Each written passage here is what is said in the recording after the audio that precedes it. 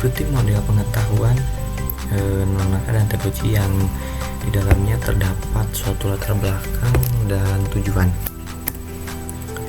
Baik, latar belakang dari si model non-akademik dan terkecil ini itu dilatar belakangi oleh kebutuhan perusahaan Jepang untuk mengelola aset pengetahuan sebagai sumber inovasi dan keunggulan kompetitif di tengah persaingan global. Model non-akademik terkecil ini itu diperkenalkan oleh Kojiro Nonaka dan Hirotaka Takuchi pada tahun 1955 melalui publikasi buku The Knowledge Creating Company. Model ini diperoleh setelah penelitian tentang keberhasilan beberapa orang Jepang tentang memperoleh kreativitas dan inovasi. Mereka menemukan kesuksesan ini tidak datang dari pemrosesan mekanis dari beberapa pengetahuan objektif, tapi dari elemen yang subjektif yang sifatnya metafora dan simbol. Kedua peneliti ini itu menyebutkan bahwa faktor kunci perusahaan Jepang berasal dari pendekatan tersebut lebih berorientasi pada pengetahuan yang secara diam-diam. Budaya Barat menganggap yang mengetahui dan elemennya yang dikenal sebagai entitas terpisah. Nah, untuk tujuan dari si model non-kata kecil ini itu bertujuan menawarkan suatu model atau framework teoritis untuk menciptakan dan memformalkan pengetahuan baru di perusahaan. Nah, selanjutnya ada fokus model pengetahuan. Fokus si model non-kata ini tuh fokus pada pengetahuan spiral yang menjelaskan perubahan dari tacit ke eksplisit. Kemudian nantinya itu akan dirubah menjadi tacit kembali yang merupakan dasar dari pembelajaran inovasi. Kelebihan dari si model knowledge management non-akademik dan terkecil itu sangat simpel dan mudah diaplikasikan. Selain itu, kelebihan dari si model non-akademik dan terkecil ini tuh ada kelebihan lainnya, diantaranya penciptaan pengetahuan dalam konsep tersebut digambarkan secara lebih sederhana namun terperinci dan lengkap menjelaskan proses penciptaan. Selanjutnya, kelebihan dari si model ini yaitu mencakup tidak hanya pengetahuan apa yang diperlukan dalam organisasi saja. Nah, yang ketiga juga kelebihan dari si konsep non-akademik ini adalah tidak hanya sebatas pada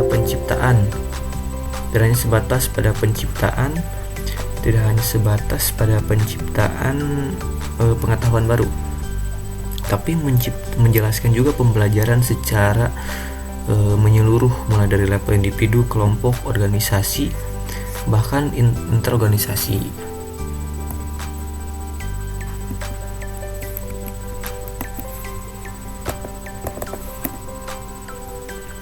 Nah, selanjutnya itu konsep utama dari si model non-akademik dan terkecil ini tuh dibagi dua, yaitu tacit knowledge dan explicit knowledge.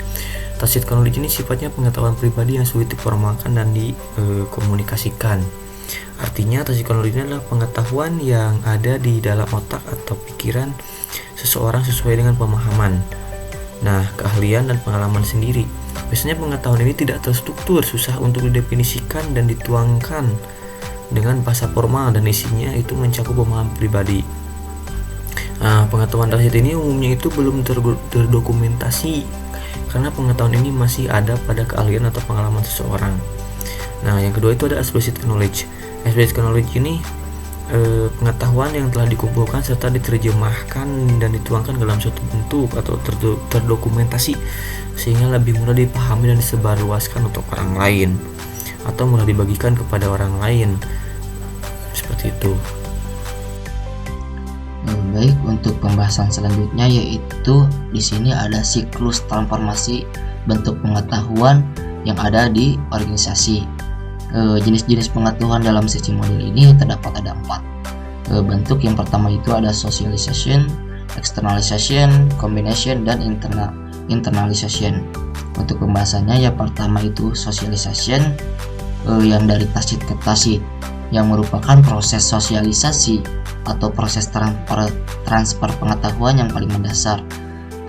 Sosialisasi ini muncul dari aktivitas berbagi dan menciptakan pengetahuan tacit melalui pengalaman langsung.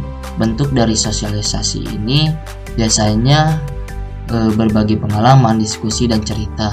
Kemudian yang kedua itu ada externalization, yang dari tacit ke eksplisit, yang merupakan perubahan bentuk pengetahuan dari tacit ke dalam bentuk eksplisit. Dengan externalization, Pengetahuan tacit yang ada dalam diri individu dikeluarkan dan dituangkan ke dalam media yang lain yang lebih mudah untuk dipelajari dan dimengerti oleh orang lain. Biasanya bentuk dari eksternalisasi ini berupa seperti gambar, tulisan, suara, ataupun video. Kemudian untuk yang ketiga itu ada combination yang dari eksplisit ke eksplisit. Pada kombinasi ini, pengetahuan dalam bentuk eksplisit yang sudah ada dikembangkan lagi dan disebarluaskan melalui berbagai media yang lebih sistematis. Media yang sering digunakan adalah seperti dokumen, melalui proses pelatihan ataupun pendidikan. Pengetahuan dapat dikembangkan lebih lanjut dengan menggabungkan atau mengolah berbagai pengetahuan yang ada sehingga menghasilkan suatu pengetahuan baru. Kemudian yang keempat itu ada internalization yang dari eksplisit ke tacit. Perubahan bentuk pengetahuan dari bentuk eksplisit ke bentuk tacit dilakukan oleh individu yang mencoba untuk memahami suatu pengetahuan yang sudah ada ataupun melakukan penelitian terhadap suatu objek tertentu di dalam organisasi. Proses internalisasi ini dapat menghasilkan hasil yang memuaskan ketika seorang individu mengimbangi antara proses belajar dengan proses praktiknya dalam dunia nyata. Pada akhirnya hal tersebut akan menghasilkan dan menambah pengetahuan baru dalam diri individu sendiri. Nah, di sini untuk pembahasan selanjutnya terkait spiral pengetahuan. Nah, spiral pengetahuan ini merupakan mencerminkan ide bahwa peningkatan nilai atau kualitas dari pengetahuan terjadi melalui proses pengalaman, refleksi, dan pembelajaran yang berkelanjutan. Proses ini melibatkan siklus konversi pengetahuan antara pengetahuan eksplisit yang dapat diartikulasikan secara jelas dan pengetahuan tacit, pengetahuan yang sulit diungkapkan dengan kata-kata dan seringkali terkait dengan pengalaman pribadi. Pada dasarnya, spiral pengetahuan menunjukkan bahwa pengetahuan individu dan organisasi dapat dikembangkan dan meningkat melalui iterasi berkelanjutan dengan 4 mode konversi pengetahuan, antara lain seperti tahap berbagi tacit knowledge, tahap penciptaan konsep eksplisit, tahap penjustifikasian konsep, tahap pembentukan arketip atau produk nyata. Selanjutnya mengenai penerapan model pengetahuan Nonaka Takeuchi. Yang pertama itu dari Toyota Way memanfaatkan model ini untuk mendorong continuous improvement dengan melibatkan seluruh pekerja dalam knowledge collection dan sharing. Kemudian ada dari Apple menerapkan sharing design thinking antar tim desain produk untuk mentransfer tacit knowledge agar dapat terus berinovasi. Kemudian ada dari Samsung seringkali menonjol dalam inovasi produk dan teknologi. Mereka memiliki kebijakan pendidikan dan pelatihan yang kuat untuk meningkatkan keterampilan dan pengetahuan karyawan serta mendukung kolaborasi antar tim penelitian dan pengembangan. Assalamualaikum warahmatullahi wabarakatuh. Saya Ilham Hidayatullah dengan NPM 18030337. Di sini saya akan menjelaskan mengenai penerapan Nanoka Takeuchi dalam kehidupan sehari-hari atau di dalam suatu perusahaan organisasi. Honda mengadakan brainstorming camp di mana semuanya karyawan berdiskusi di luar tempat kerja. Jadi karyawan-karyawan atau pekerja yang ada di perusahaan Honda ini mengadakan rapat di luar jam kerja, seperti sedang nongkrong di tempat kafe atau di rumah, sedang kumpul sama teman-teman kerjanya. Yang ini dilakukan secara murni berdiskusi dengan karyawan yang bersangkutan tanpa memandang kualifikasi khusus atau jabatan khusus. Dan diskusi ini bertujuan untuk mengatasi masalah yang ada di dalam perusahaan atau mengembangkan produk maupun meningkatkan kinerja perusahaan. Di sini terjadi sharing knowledge antara karyawan secara informal, termasuk dalam mode socialization. Ada contoh lainnya di Canon memutuskan untuk mendesain produk Mini Cooper terbaru tetapi dengan konsep yang berbeda, yaitu dengan harga yang lebih murah. Semua anggota proyek memikirkan bahan apa yang bisa digunakan tetapi tidak dengan harga yang tinggi. Saat sedang brainstorming, tiba-tiba salah satu anggota terinspirasi saat melihat sesuatu yang memiliki bahan yang sama dan bisa digunakan sebagai bahan baku pembuatan Mini Cooper yang ada mereka cari. Setelah mendapatkan inspirasi tersebut, langsunglah dicatat dan dijadikan konsep untuk pembuatan produk baru. Selanjutnya ada di Kraft General Food atau di perusahaan makanan. Di sistem yang bukan hanya mencatat penjualan tetapi juga informasi mengenai pembeli. Informasi ini nantinya akan digunakan untuk membuat model baru penjualan dengan mengkombinasikan produk dan jasa lainnya. Dengan adanya pos yang mengumpulkan dan menganalisis informasi, membantu marketing dalam membuat program strategi marketing.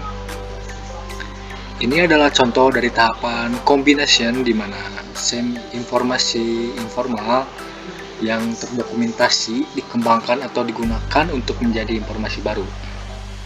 Di ada contoh lainnya di General Electric, mengembangkan sistem yang bisa mendokumentasikan semua komplain dan pertanyaan dari pelanggan atau konsumen di database sehingga bisa diakses oleh semua karyawan. Maksud dari bisa diakses oleh semua karyawan ini ada batasan-batasan juga yang bisa diakses oleh karyawan, seperti contohnya manajer bisa mengakses semuanya informasi yang hanya manajer ketahui, dan ada di bawah manajernya juga untuk karyawan-karyawannya juga informasinya terbatas yang bisa diakses.